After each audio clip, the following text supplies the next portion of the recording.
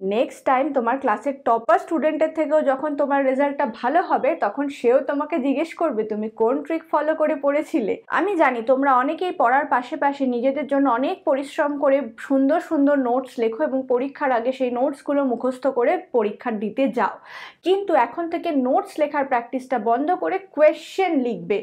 অর্থাৎ তুমি একটা পার্ট যখন পড়ছো, সেই পার্টটা থেকে কি কি ধরনের কোয়েশ্চেন পরীক্ষার সময় জিজ্ঞেস করতে পারে সেই ধরনের কোয়েশ্চেনগুলো তুমি মাথার মধ্যে আগে আনো।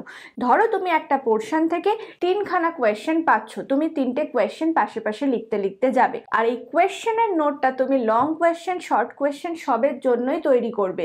লং কোয়েশ্চেনগুলোর পাশে তুমি বইয়ে কোন পেজের এই কোয়েশ্চেনগুলো পাওয়া যাচ্ছে সেই পেজ নাম্বারটাকে লিখে লিখে রাখবে।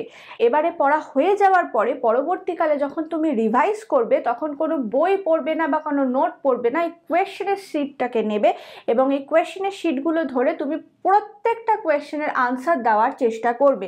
যখন মনে হবে কোথাও তুমি আটকে যাচ্ছ, তখন পাশের ওই পেজ নাম্বার থেকে তুমি তোমার বইয়ের পেজ নাম্বারটা খুলে সেইখান থেকে আবার চোখ বুলিয়ে নেবে। তাহলে দেখবে তোমার খাটনিও অনেক কমছে এবং তুমি যেহেতু কোয়েশ্চেন অ্যানালাইসিস করে পড়ছো, তার জন্য তোমার রেজাল্ট অনেক বেশি ইমপ্রুভ হচ্ছে। এটা তোমার টাইম অনেক গুণ সেভ করবে, তোমার কনসেন্ট্রেশন বাড়াতে সাহায্য করবে, আর যেটা পড়ছো সেটাও অনেক ভালোভাবে বুঝতে সাহায্য করবে, আর লাস্টে ভালো মার্কস পেতে সাহায্য করবে। তাহলে চটপট নিচে কমেন্টে জানাও কে কে তোমরা এই ট্রিকটা ফলো করতে চলেছো।